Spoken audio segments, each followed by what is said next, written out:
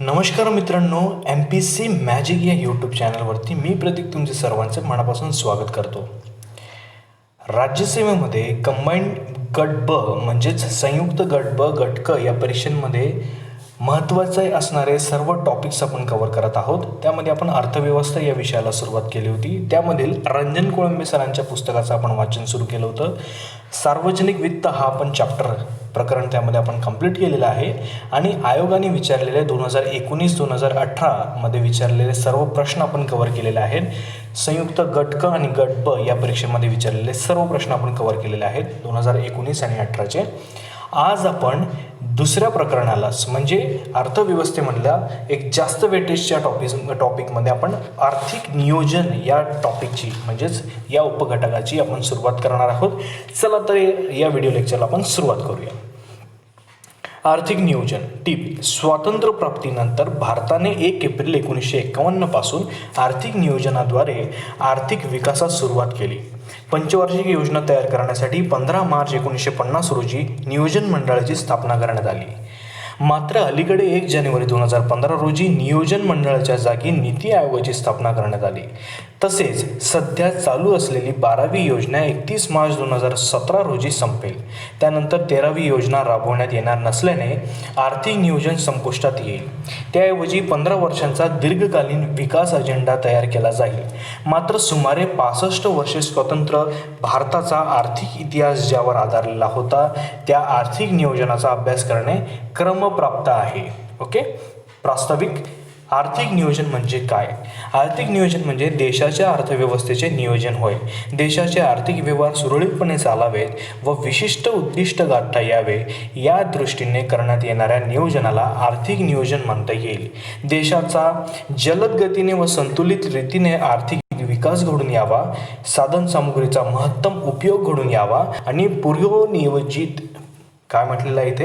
पूर्वनियोजित उद्दिष्टे ठराविक मुदतीत साध्य करता यावीत ह्याकरिता विभिन्न पातळ्यांवर करण्यात आलेल्या पद्धतशीर प्रयत्नांना आर्थिक नियोजन म्हणता येईल.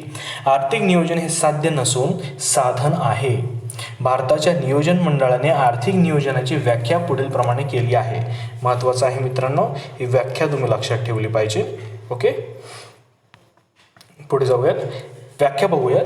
पूर्वनिर्धारित सामाजिक उद्दिष्टांच्या पूर्ततेसाठी देशातील संसाधनांना संघटित करून त्यांचा महत्तम लाभकारक उपयोग करण्याच्या दृष्टीने अवलंबिण्यात येणारी पद्धती म्हणजे नियोजन होय. पुन्हा एकदा वाचतो. पूर्वनिर्धारित सामाजिक उद्दिष्टांच्या पूर्ततेसाठी देशातील संसाधनांना संघटित करून त्यांचा महत्तम लाभकारक उपयोग करण्याच्या दृष्टीने अवलंबिण्यात येणारी पद्धती म्हणजे नियोजन होय. महत्त्वाचं आहे. पुढे जाऊयात आपण. आर्थिक नियोजनाची वैशिष्ट्ये. आर्थिक नियोजनाच्या अर्थ व व्याख्येवरून त्याची पुढील वैशिष्ट्ये स्पष्ट होतात. 1. आर्थिक नियोजनामध्ये योजना तयार करणे, योजना कार्यान्वित करणे, तिचे वेळोवेळी परीक्षण करणे आणि तिच्या यशापयशाचे मूल्यमापन करणे अशा या कार्यांचा समावेश होतो. 2. वरील कार्य पूर्ण करण्यासाठी एक स्वतंत्र केंद्रीय प्राधिकरण म्हणजेच सेंट्रल प्लॅनिंग ऑथॉरिटी निर्माण केली जाते. 3. नियोजनाची ठराविक मुदत असते ज्यामध्येच नियोजनाची उद्दिष्टे साध्य करावयाची असतात. भारतात हा कालावधी 5 वर्षांचा असतो. आर्थिक नियोजन म्हणजेच पूर्वनिर्धारित उद्दिष्टांच्या पूर्ततेकरिता करण्यात येणारे संघटित व सामूहिक प्रयत्न असतात. नियोजनाची ही उद्दिष्टे आर्थिक, सामाजिक व राजकीय स्वरूपाची असतात. उद्दिष्टांशिवाय आर्थिक नियोजन संभवत नाही. देशाच्या आर्थिक विकासाचा वेग वाढवणे हा नियोजनाचा सर्वात प्रमुख उद्देश असतो. त्यासाठी देशातील काही किंवा संपूर्ण उत्पादक साधनांची पुनर्रचना करण्यात येते आणि ह्या साधनांचा महत्तम उपयोग करून घेण्यासाठी प्रयत्न केले जातात. 6. आर्थिक नियोजन करण्याकरिता अर्थव्यवस्थेच्या सर्व क्षेत्रांमध्ये सरकारला हस्तक्षेप करावा लागतो. सरकारचा हस्तक्षेप प्रत्यक्ष व अप्रत्यक्ष अशा दोन्ही प्रकारचा असतो. 7. आर्थिक नियोजन ही एक निरंतर चालणारी प्रक्रिया आहे. भारतात आर्थिक नियोजनाची आवश्यकता. स्वातंत्र्यानंतर आर्थिक वाढीची तत्काळ गरज होती. मात्र त्याबरोबरच उत्पन्न वितरणातील असमानता दूर करून लोकांना लोकांचा जीवनस्तर लवकर उंचावण्याची ही गरज होती. त्यामुळे देशाच्या नेतृत्वासमोर मुक्त बाजार व्यवस्थेचा अवलंब करावा की आर्थिक नियोजनाचा स्वीकार करावा हा प्रश्न होता. मुक्त बाजार व्यवस्थेमध्ये मागणी व पुरवठ्याच्या शक्तींच्या मुक्त कार्यामध्ये सरकारी हस्तक्षेप नसतो. ही व्यवस्था केवळ नफ्याने प्रेरित असते. अधिक मागणी असलेल्या व मुख्यतः श्रीमंत वर्गांची गरज भागवणाऱ्या चैनीच्या व निमचैनीच्या वस्तू व सेवांचेच उत्पादन करण्यावर जास्त भर देण्यात आलेला असतो. पायाभूत संरचनेच्या वस्तू व सेवांमध्ये गुंतवणुकीसाठी भांडवलदार पुढे येत नाहीत. त्यामुळे सर्व मुक्त बाजारावर सोडून दिल्यास एकूण उत्पादन वाढून आर्थिक वाढ होऊ शकते. मात्र उत्पन्न व संपत्तीचे पुनर्वितरण समान होऊन आर्थिक विकास होईलच याची शाश्वती नसते. त्यामुळे आर्थिक विकासाच्या प्रक्रियेस गती देण्यासाठी उत्पादन प्रक्रियेत सरकारी हस्तक्षेपाची गरज असते. सरकार आपल्या कृतींमधून संसाधने सामान्य माणसाच्या गरजेच्या वस्तू व सेवांच्या उत्पादनाकडे वळू शकते. सरकार पायाभूत संरचनेमध्ये गुंतवणूक करू शकते. सरकार दारिद्र्य निर्मूलन, रोजगार निर्मिती तसेच असमानता दूर करण्याचे सकारात्मक प्रयत्न करू शकते. त्यामुळे सर्व आर्थिक घडामोडी मुक्त बाजारावर सोडून देणे चुकीचे होते. त्यामुळे भारत सरकारने आर्थिक नियोजनाचेच म्हणजे आर्थिक विकासाचे साधन म्हणून आर्थिक नियोजनाचा स्वीकार केलेला आहे, ज्याद्वारे आर्थिक वाढीबरोबरच लोकांचे जीवनमान सुधारता येईल, गरिबी व विषमताही दूर करता येईल. आर्थिक नियोजन म्हणजे लोकांच्या फायद्याच्या दृष्टीने उपलब्ध संसाधनांची सर्वोत्तम जमवाजमव, क्षेत्रीय वितरण आणि वापर होय. ओके, इथे व्यापार नाही वापर आहे, वापर होय. आर्थिक नियोजन ही मुक्त बाजार व्यवस्था. मुक्त बाजार व्यवस्थेमध्ये संसाधनांचा वापर खाजगी नफ्यासाठी वापरला जातो, सार्वजनिक कल्याणासाठी नाही. त्यामुळे आर्थिक नियोजनाची उद्दिष्ट ध्यानात घेऊन सरकारने बाजार व्यवस्थेचे नियंत्रण करण्याचे ठरवले. भारतीय अर्थव्यवस्थेचे स्वरूप, समस्या आणि राष्ट्राने स्वीकारलेल्या उद्दिष्टांच्या व राजकीय तत्त्वज्ञानाच्या संदर्भात पाहिल्यास आर्थिक नियोजनाची आवश्यकता पुढील मुद्द्यांच्या सहाय्याने स्पष्ट होईल. 1. समाजाची गरज लक्षात घेऊन उत्पादन कार्य करण्यासाठी. 2. साधनसामुग्रीचा योग्य उपयोग करण्यासाठी. 3. व्यापार चक्रांवर नियंत्रण राखण्यासाठी. 4. जलद आर्थिक विकास साध्य करण्यासाठी. आणि 5. संतुलित आर्थिक विकासासाठी मागास प्रदेश व मागासवर्गांच्या विकासासाठी. ओके, पुढे जाऊयात. 6. व्यक्तिगत हित आणि सामाजिक हित यांमध्ये समन्वय साधण्यासाठी. 7. गळेकापूस स्पर्धेचे उच्चाटन करण्यासाठी. 8. आर्थिक व सामाजिक विषमता दूर करण्यासाठी. 9. वर्ग संघर्षास पायबंद घालण्यासाठी. 10. देशातील नैसर्गिक संसाधनांचा अपव्यय थांबवून तिचा चांगला उपयोग करून घेण्यासाठी. 11. लोकांना काम मिळावे, रोजगाराच्या विपुल संधी निर्माण व्हाव्यात याच्यासाठी, बेकारीचे निर्मूलन करता यावे याच्यासाठी. 12. वेगाने देशातील उत्पादन क्षमतेची निर्मिती करून भांडवल निर्मितीचा दर वाढवण्यासाठी. आणि 13. अशा रीतीने सरकारला अर्थव्यवस्थेवर नियंत्रण ठेवून जलद आर्थिक विकासाबरोबरच आर्थिक, सांस्कृतिक व प्रादेशिक विषमता दूर करण्याच्या दृष्टीने अर्थव्यवस्थेस दिशा देता यावी ह्यासाठी भारत सरकारचे आर्थिक नियोजनाच्या प्रक्रियेचा अवलंब केला आहे. ओके, आता पुढे जाऊयात आपण. नियोजनाचे प्रकार, टाइप्स ऑफ प्लॅनिंग्स. नियोजनाचे एक प्रमुख प्रकार असे 6 आहेत, आपण ते पुढे बघणार आहोत. चला तर आता हे पुढे वाचूया, आपण पुढे सुरुवात करूया टाइप्स ऑफ प्लॅनिंगला. वेगवेगळ्या आधारांवर नियोजनाचे विविध प्रकार केले जातात. आदेशाद्वारे नियोजन, प्रलोभनाद्वारे नियोजन व सूचक नियोजन.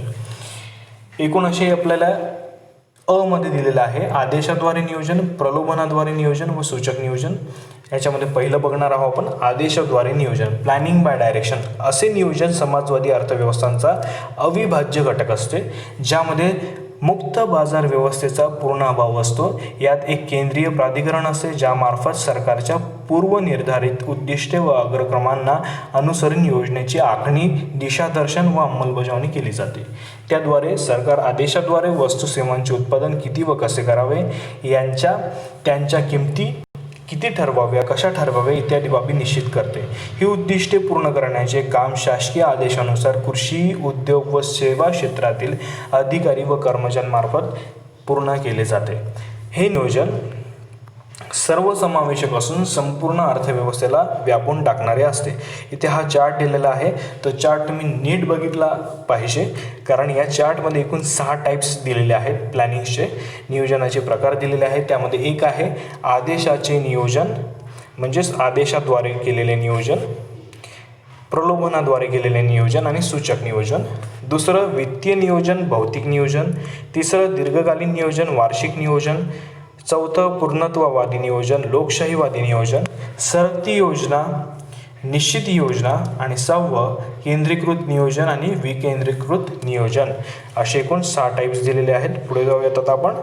2 प्रलोभनाद्वारे नियोजन, प्लॅनिंग बाय इंड्युसमेंट.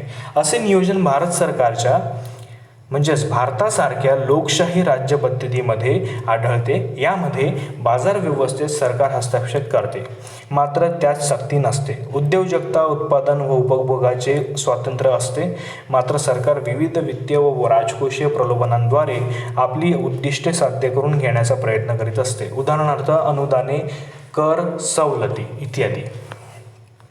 पुढे जाऊयात. सूचक नियोजन म्हणजेच इंडिकेटिव्ह प्लॅनिंग. फ्रान्ससारख्या काही मिश्र अर्थव्यवस्थांमध्ये असे नियोजन आढळून येते.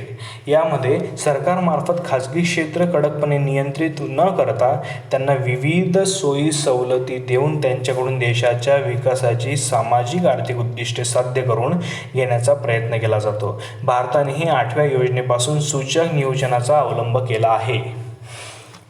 सेकंड टाईपमध्ये आपल्याला 2 टाईप्स सब टाईप्स बघायला मिळतात. त्यामध्ये फायनान्शियल प्लॅनिंग आणि सेकंड फिजिकल प्लॅनिंग. पहिलं आता वाचूया आपण. वित्तीय नियोजन म्हणजे फायनान्शियल प्लॅनिंग. वित्तीय नियोजन हे नियोजनाचे असे तंत्र असते ज्यामध्ये संसाधनांचे वितरण पैशाच्या स्वरूपात केले जाते. मागणी व पुरवठ्यातील असंतुलन दूर करण्यासाठी तसेच विविध प्रकल्पांचे मूल्य व लाभ यांचे मूल्यांकन करता येण्यासाठी असे नियोजन फायद्याचे ठरते. त्यामुळे मागणी पुरवठ्यात संतुलन साधणे, चलनवाढ टाळणे व आर्थिक स्थैर्य साध्य करणे यांसाठी वित्तीय नियोजन फायद्याचे असल्याचे मानले जाते. पुढे जाऊयात. भौतिक नियोजन, फिजिकल प्लॅनिंग. यामध्ये संसाधनांची तरतूद व्यक्ती, द्रव्ये व यंत्रसामुग्रीच्या स्वरूपात केली जाते. भौतिक नियोजनामध्ये कच्चा माल, श्रमशक्ती इत्यादी सारख्या भौतिक संसाधनांच्या उपलब्धतेचे मूल्यमापन केले जाते व ती कशी मिळवायची याचा अंदाज घेतला जातो, जेणेकरून योजनेच्या अंमलबजावणी दरम्यान येणारे अडथळे टाळता येतील. भौतिक नियोजनात पुढील बाबींशी संबंधित भौतिक लक्ष्य ठरविले जातात. कृषी व औद्योगिक उत्पादन, वाहतूक, दळणवळण, सेवा, सामाजिक सेवा, उपभोगाचा स्तर तसेच अर्थव्यवस्थेतील रोजगार, उत्पन्न व गुंतवणुकीचा स्तर. भौतिक नियोजनाकडे अल्पकालीन नियोजनाऐवजी दीर्घकालीन नियोजनाच्या दृष्टिकोनातून बघितले जाते. दीर्घकालीन नियोजन व वार्षिक नियोजन. आता नवीन टॉपिक आहे, म्हणजेच नियोजनाच्या प्रकारामधला 3रा टॉपिक आहे. त्यामध्ये आपण उपघटक बघणार आहोत. दीर्घकालीन नियोजनामध्ये पर्स्पेक्टिव्ह प्लॅनिंगमध्ये 15, 20 किंवा 25 वर्षांच्या कालावधीसाठी दीर्घकालीन उद्दिष्टे ठरवली जातात. अर्थात याचा अर्थ असा होत नाही की 15 किंवा 20 किंवा 25 वर्षाच्या कालावधीसाठी एकच योजना तयार केली जाते. खरे तर दीर्घकालीन नियोजन म्हणजेच दीर्घकालीन योजना 4 किंवा 5 किंवा 6 वर्षांच्या अल्पकालीन योजनांमध्ये विभाजित केलेली असते. अल्प कालावधीत साध्य करता येत नाही अशी उद्दिष्टे, उदाहरणार्थ दारिद्र्य निर्मूलन साध्य करण्यासाठी दीर्घकालीन योजना तयार केली जाते. एवढेच नव्हे तर पंचवार्षिक योजना सुद्धा 5 वार्षिक योजनांमध्ये विभाजित केलेली असते, जेणेकरून प्रत्येक वार्षिक योजना पंचवार्षिक योजनेच्या व्यापक आराखड्यात व्यवस्थित बसवलेली असते. अशा दोन्ही प्रकारच्या योजना प्रादेशिक, रिजनल व क्षेत्रीय सेक्टरल योजनांमध्येही विभाजित केलेल्या असतात. आता बघूयात. प्रकार 4 पूर्णत्ववादी नियोजन व लोकशाहीवादी नियोजन. पूर्णत्ववादी नियोजन म्हणजे टोटलिटेरियन प्लॅनिंग. यामध्ये एकाच योजनेच्या आधारे सर्व आर्थिक क्रियांचे नियंत्रण व दिशादर्शन केले जाते. केंद्रीय प्राधिकरणांमार्फत हे दिशादर्शन केले जाते. त्यामध्ये आदेशाद्वारे नियोजनाचा स्वीकार केला जातो. सरकारमार्फत उत्पादक, उपभोग, विनिमय व वितरण पूर्णपणे नियंत्रित केले जाते.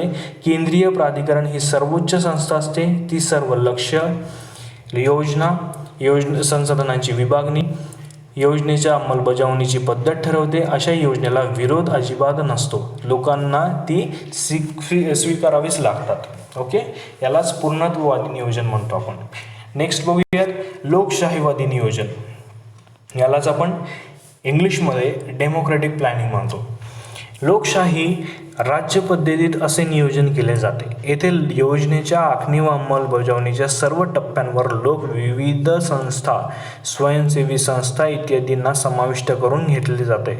यात खाजगी मालमत्ता खाजगी मालमत्तेला प्रायव्हेट प्रॉपर्टीला संमती असते. तसेच किंमत व्यवस्था ही प्राइस मेकॅनिझम आपली भूमिका बजावत असते. सरकार केवळ राजकोषीय व वित्तीय उपायांद्वारे खाजगी क्षेत्रांच्या आर्थिक व गुंतवणुकीच्या निर्णयांवर परिणाम घडवून आणण्याचा प्रयत्न करीत असते. लोकशाहीवादी नियोजनाचे उद्दिष्ट सामाजिक कल्याण व सामाजिक सुरक्षा योजनांवर सरकारी खर्चाच्या माध्यमातून आर्थिक व सांस्कृतिक विषमता कमी करणे हे असते. लोकांना सामाजिक, राजकीय व आर्थिक स्वातंत्र्य प्रदान केलेले असते. पुढचा प्रकार बघूयात, सरकती योजना व निश्चित योजना. 5वा प्रकार आहे. यामध्ये सरकती योजना, रोलिंग प्लॅन. यामध्ये प्रत्येक वर्षी 3 योजना आखल्या जातात.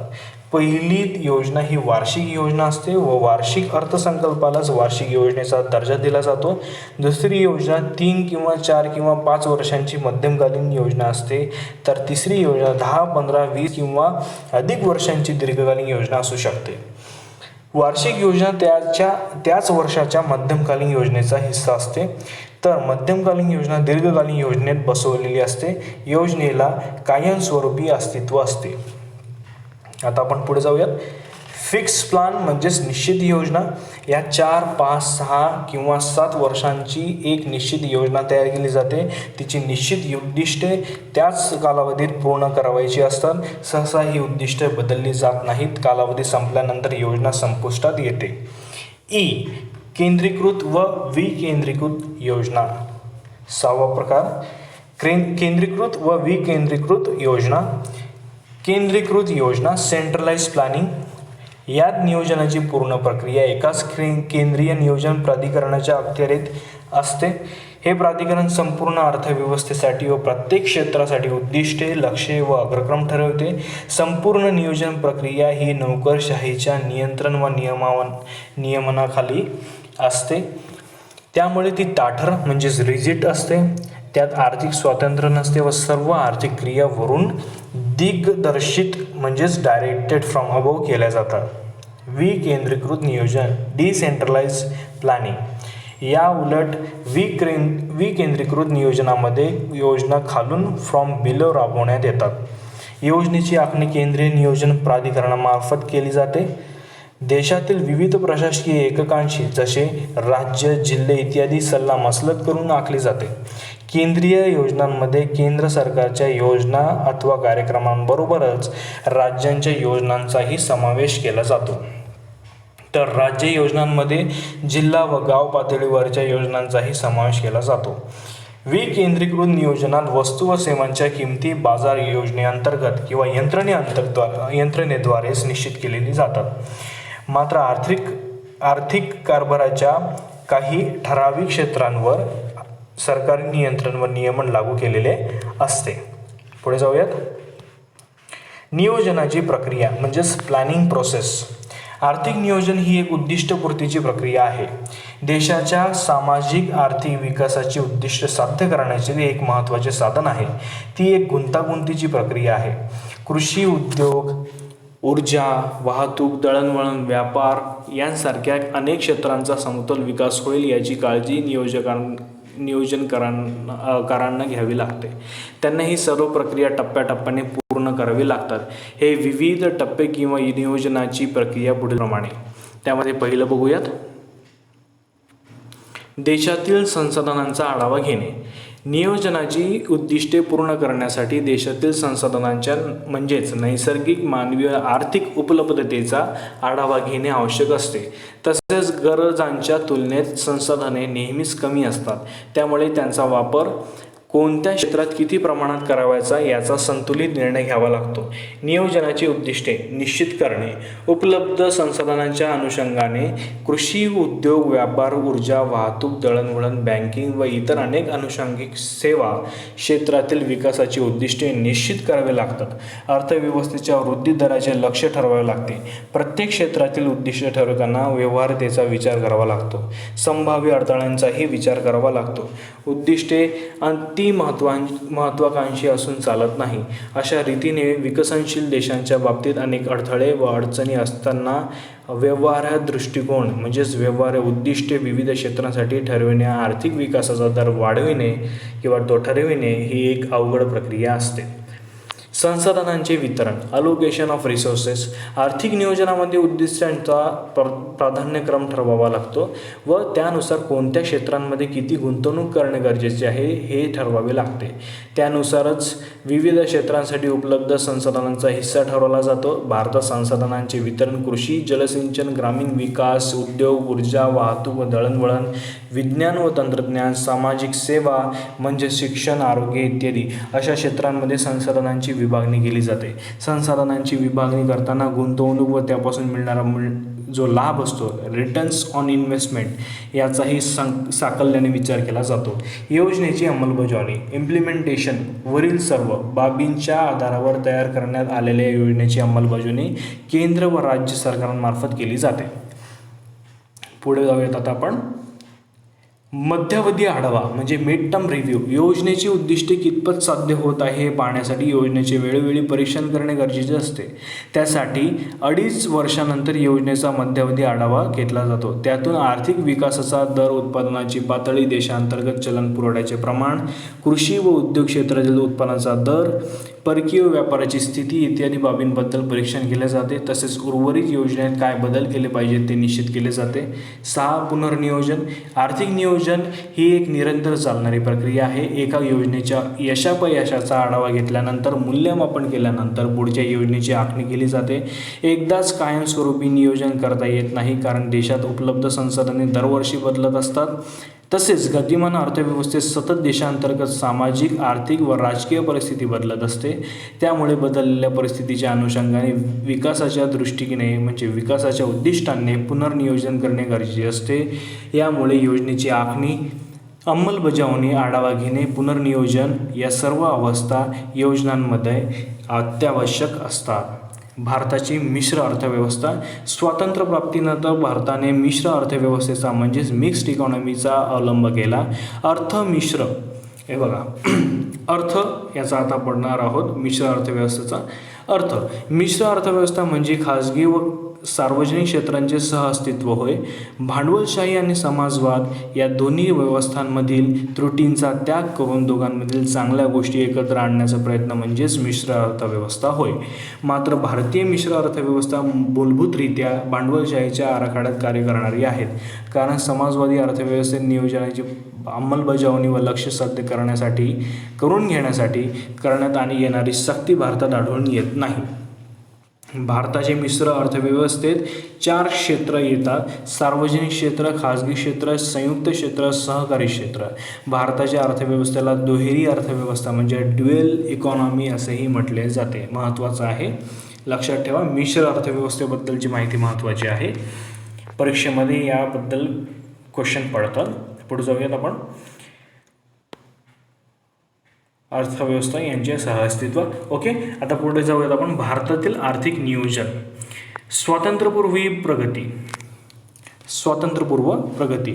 1930चे दशक. राष्ट्रवादी नेत्यांवर समाजवादाचा वाढता प्रभाव.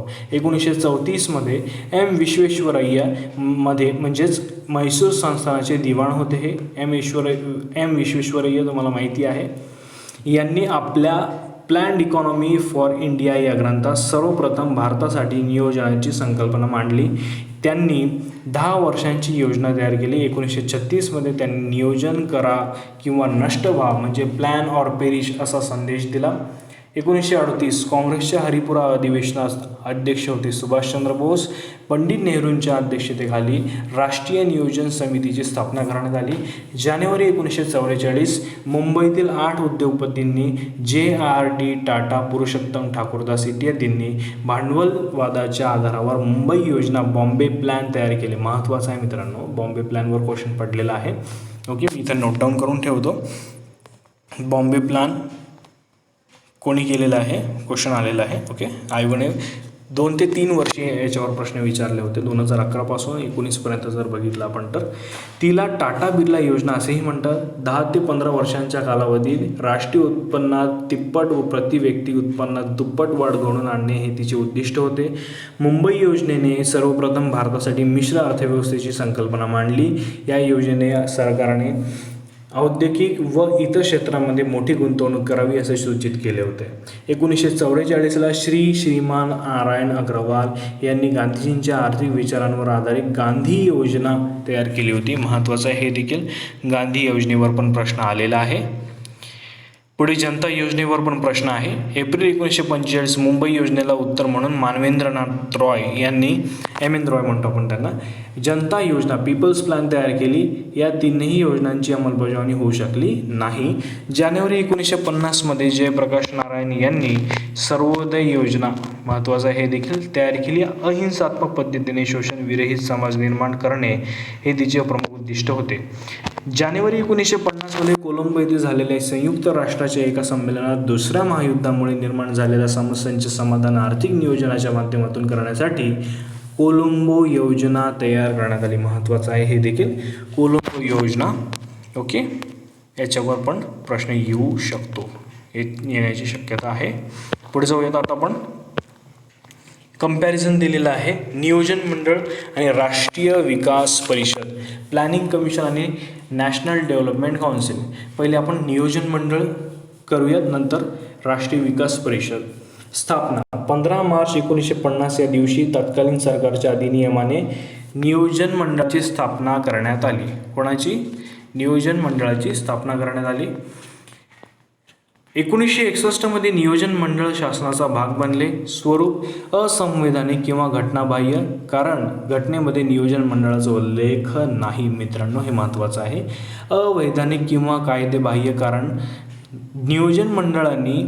नियोजन मंडळाची स्थापना संसदेच्या कायद्याने करण्यात आलेली नाही. 3 सल्लागार मंडळ. नियोजन मंडळ केंद्र सरकारला नियोजनाच्या बाबतीत सल्लागार मंडळ म्हणून कार्य करते. ओके, पुढे जाऊयात. रचना. नियोजन मंडळाची रचना, सदस्य संख्या तसेच सदस्य पात्रता इत्यादी बाबी निश्चित नाही. सरकार आपल्या मर्जीप्रमाणे वेळोवेळी त्यात बदल घडवून आणते. या दृष्टीने नियोजन मंडळ हे पंतप्रधान कार्यालयाच्या म्हणजेच PMO च्या अधीनस्थ कार्य करते. 1 अध्यक्ष पंतप्रधान हे नियोजन मंडळाचे पदसिद्ध अध्यक्ष असतात आणि 2 उपाध्यक्ष हे नियोजन मंडळाचे पूर्णवेळ काम करणारे सदस्य असतात. 3 काही कॅबिनेट मंत्री, उदाहरणार्थ नियोजन मंत्री, अर्थमंत्री, संरक्षण मंत्री आणि 4 काही अर्थतज्ज्ञ व विचारवंत देखील यामध्ये असतात.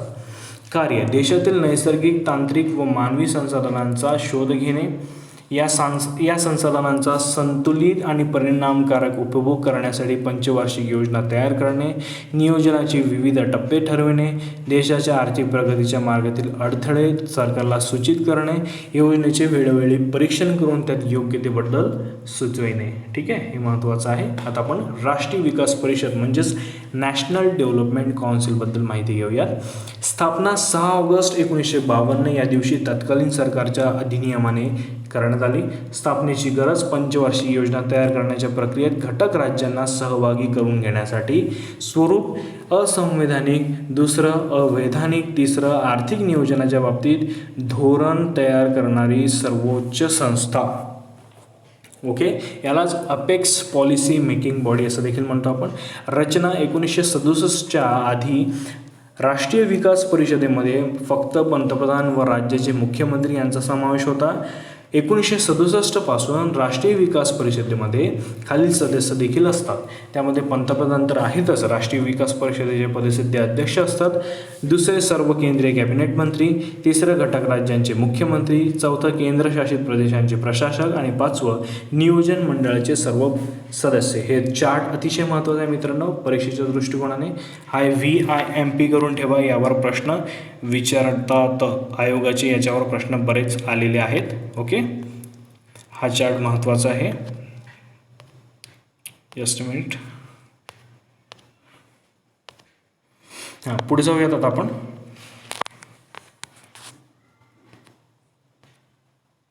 हां, इथे मी VIMP करून ठेवतो. एक मिनट, थोडासा टेक्निकल प्रॉब्लेम आहे.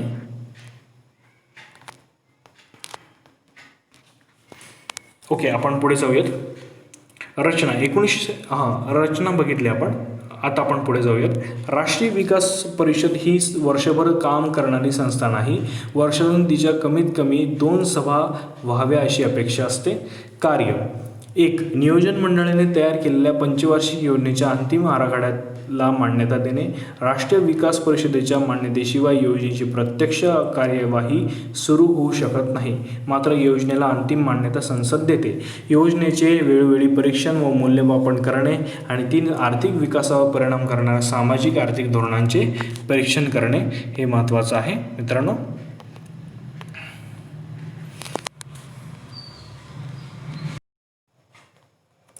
हे VIMP मी इथे केलेलं आहे, परीक्षेसाठी महत्त्वाचं आहे. आता आपण पुढे जाऊयात. पंचवार्षिक योजना तयार करणारी व्यवस्था. Plan formulation structure. भारतात पंचवार्षिक योजना तयार करणारी व्यवस्था लोकशाही विकेंद्रीकृत पद्धतीने कार्य करते. ही व्यवस्था 3 स्तरावर कार्य करते. 1. राष्ट्र पातळीवर, 2. राज्य पातळीवर, 3. जिल्हा पातळीवर. राष्ट्र पातळीवरील व्यवस्था. पंचवार्षिक योजना तयार करण्यासंबंधी राष्ट्र पातळीवर काम करणाऱ्या 2 संस्था आहेत. 1. नियोजन मंडळ, 2. राष्ट्रीय विकास परिषद. त्यांचा आपण तुलनात्मक तक्त्यात अभ्यास केलेलाच आहे मित्रांनो. आता आपण पुढे जाऊयात. राज्यस्तरीय यंत्रणा. राज्यस्तरावर राज्य नियोजन मंडळाची निर्मिती केली जाते. राज्याचे मुख्यमंत्री हे या मंडळाचे पदसिद्ध अध्यक्ष असतात. पूर्ण वेळ काम करणाऱ्या एका कार्यकारी अध्यक्षाची उपाध्यक्षाची नेमणूक केली जाते. तसेच काही कॅबिनेट मंत्री व तांत्रिक तज्ञांची नेमणूक राज्य नियोजन मंडळात केली जाते. महाराष्ट्र राज्य नियोजन मंडळ याच्याबद्दल आपण थोडीशी माहिती घेऊया. महाराष्ट्र राज्य नियोजन मंडळ मध्ये महाराष्ट्र राज्य नियोजन मंडळाची स्थापना 1972 मध्ये करण्यात आली. 1995 साली मंडळाचे पुनर्गठन करण्यात आले. हे मंडळ महाराष्ट्र सरकारच्या नियोजन विभागाच्या अधीनस्थ असून सध्या अस्तित्वात असलेल्या राज्य नियोजन मंडळाची रचना पुढीलप्रमाणे आहे. अध्यक्ष मुख्यमंत्री, 2 कार्यकारी अध्यक्ष, सदस्य एकूण किती सदस्य असतात हे पण ते बघा आपण बघूयात. वित्त व नियोजन मंत्री, आदिवासी विकास मंत्री, नियोजन राज्यमंत्री, तिन्ही वैधानिक विकास मंडळाचे अध्यक्ष. महत्त्वाचं आहे मित्रांनो. पुढे अशासकीय सदस्य. अर्थकारण, बँकिंग, कृषी व सिंचन, उद्योग व ऊर्जा, नगर विकास, आदिवासी व मागासवर्गीयांचे कल्याण, शिक्षण व आरोग्य क्षेत्रातील 6 तज्ज्ञ व्यक्ती यामध्ये असतात अशासकीय सदस्यांमध्ये. आणि सदस्य महाराष्ट्र शासनाचे मुख्य सचिव, वित्त विभागाचे अप्पर मुख्य सचिव, आदिवासी विकास विभागाचे सचिव हे महाराष्ट्राच्या शासनाचे पदसिद्ध सदस्य असतात. ओके, पुढे जाऊयात आता आपण. हा इथे चार्ट दिलेला आहे, त्यामध्ये नावं दिलेली आहेत. 6 सदस्य सचिव नियोजन विभागाचे प्रधान सचिव असतात. मंडळाची कार्य. राज्य नियोजन मंडळाची सर्वसाधारण कार्ये पुढील प्रमाणे आहेत. 1. राज्य नियोजनातील थोडासा कुत्र्यांचा आवाजाचा जर त्रास झाला असेल त्याबद्दल मी क्षमा मागतो. पुढे जाऊयात आपण. राज्य नियोजन मंडळाची सर्वसाधारण कार्य पुढील प्रमाणे आहेत. राज्य नियोजनातील विकासाची लक्ष्य व अग्रक्रम ठरवण्याबाबत, तसेच हे लक्ष्य कालबद्ध पद्धतीने साध्य करण्यासाठी कोणती धोरणे व नियोजनाची तंत्रे वापरावीत याबाबत राज्य सरकारला वेळोवेळी सल्ला देणे. असा सल्ला राष्ट्रीय विकास परिषदेचे निर्णय व मार्गदर्शक तत्त्वे यांच्याशी सुसंगत असावा. 2. नियोजनाअंतर्गत कार्यक्रमांच्या व प्रकल्पांच्या अंमलबजावणीचा आढावा घेणे व त्यात सुधारणा करण्याबाबत उपाययोजना सुचवणे. हे त्यांची मंडळाची कार्य आहेत. पुढे जाऊयात. जिल्हास्तरीय यंत्रणा. घटनेच्या 74व्या घटनादुरुस्तीने, महत्त्वाचा आहे मित्रांनो, 74th अमेंडमेंट, घटनेच्या 74व्या घटनादुरुस्तीने जिल्ह्यातील नियोजन यंत्रणेला घटनात्मक दर्जा मिळवून दिला. या घटनादुरुस्तीने घटनेत कलम 243 ZD हे कलम महत्त्वाचं आहे. 243 ZD हे कलम नव्याने टाकण्यात आले. त्यानुसार देशातील सर्व जिल्ह्यात जिल्हा नियोजन समितीची स्थापना करण्यात यावी अशी तरतूद करण्यात आली होती. कार्य. जिल्ह्यातील सर्व पंचायत संस्था व नगरपरिषदांच्या योजना एकत्रित करून जिल्हा विकास योजनेचा मसुदा तयार करणे व तो राज्य सरकारला सादर करणे.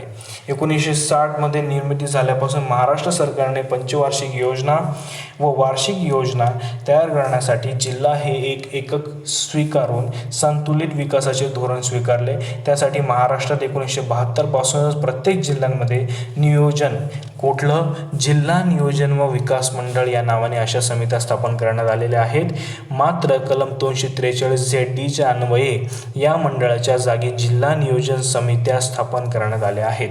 त्यासाठी 1998 मध्ये महाराष्ट्र जिल्हा नियोजन समिती स्थापना व कार्य अधिनियम 1998 संमत करण्यात आले.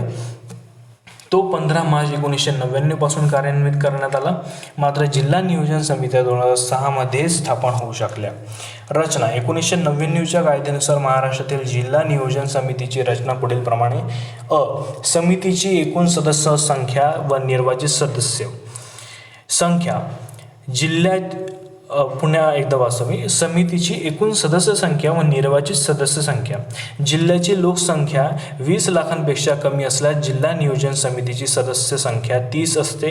20 ते 30 लाखादरम्यान असेल तर सदस्य संख्या 40 असते व 30 लाखांपेक्षा जास्त असेल तर सदस्य संख्या 50 असते. एकूण सदस्यांपैकी 4 ते 5 सदस्य निर्वाचित सदस्य असावे. पदसिद्ध सदस्य असतात. पदसिद्ध अध्यक्ष, जिल्ह्याचे पालकमंत्री. पदसिद्ध सदस्य, जिल्हा परिषदेचे अध्यक्ष. पदसिद्ध सदस्य, सचिव, जिल्हाधिकारी असतात. ओके, पुढे जाऊयात. नियुक्त सदस्य. सहसदस्य राज्य शासनामार्फत जिल्ह्यातून निवडून आलेल्या मंत्र्यांपैकी कमाल 6 मंत्री नियुक्त केले जातील. 2 सदस्य. राज्यपालांमार्फत प्रत्येक वैधानिक विकास मंडळाचा एक प्रतिनिधी सदस्य म्हणून नियुक्त केला जातो. 3 सदस्य. राज्य शासनामार्फत राज्य विधिमंडळ व संसद सदस्यांमधून 2 सदस्य नियुक्त केले जातात. 4 सदस्य. राज्य शासनामार्फत जिल्हा नियोजनाचे ज्ञान असलेले 2 सदस्य 40 सदस्यांच्या जिल्हा नियोजन समितीवर तर 4 सदस्य 50 सदस्यांच्या जिल्हा नियोजन समितीवर नियुक्त केले जातील. विशेष आमंत्रित सदस्य. वरील क्रमांक 1 व 3 मध्ये उल्लेखलेल्या सदस्यांपैकी राज्य विधिमंडळ व संसदेचे इतर सर्व सदस्य. 2 जिल्ह्यांचे विभागीय आयुक्त. 3 जिल्हा परिषदेचे मुख्य कार्यकारी अधिकारी. 4 जिल्हा नियोजन अधिकारी आणि 5 राज्य नियोजन मंडळाचे कार्यकारी अध्यक्ष किंवा सदस्य इत्यादी असतात. हे महत्त्वाचं आहे मित्रांनो. समितीबद्दल महत्त्वाचं लक्षात ठेवा, जिल्हा नियोजन समितीबद्दल. पुढे जाऊयात. तसेच कलम 243 ZE द्वारे प्रत्येक महानगरांसाठी मेट्रो महानगर नियोजन समितीची स्थापना करण्यात यावी अशी तरतूद करण्यात आली आहे. मात्र अनेक वर्षे अशी समिती कोणतेही राज्य स्थापन करण्यात आली नाही. जून 2001 मध्ये सर्वप्रथम कोलकाता शहरासाठी महानगर नियोजन समितीची स्थापना करण्यात आली. महाराष्ट्र शासनाने 1999 मध्ये महानगर नियोजन समिती स्थापना व कार्य अधिनियम 1999 म्हणजेच metropolitan planning committee constitution and functions act 1999 हा कायदा संमत केला. या कायद्यात राज्यातील सर्व मेट्रो शहरांसाठी महानगर नियोजन समिती स्थापन करण्याची तरतूद करण्यात आली. ही समिती संपूर्ण महानगर क्षेत्रासाठी विकास योजना मसुदा तयार करण्यासाठी वापरली जाणार आहे. अशा पद्धतीची आपण इन्फॉर्मेशन बघितलेली आहे. नेक्स्ट व्हिडिओमध्ये आपण भारतातील पंचवार्षिक योजनांचा आपण अभ्यास करणार आहोत, त्याचा आढावा घेणार आहोत. एकंदरीत 12 पंचवार्षिक योजनांचा आपण अभ्यास करणार आहोत. या चॅनलला लाईक करा, शेअर करा, सबस्क्राईब करा. जय हिंद, जय महाराष्ट्र. तुमचे आधीचे जे व्हिडिओ लेक्चर्स राहिलेले आहेत ते तुम्ही प्लेलिस्टमध्ये जाऊन देखील बघू शकता. धन्यवाद.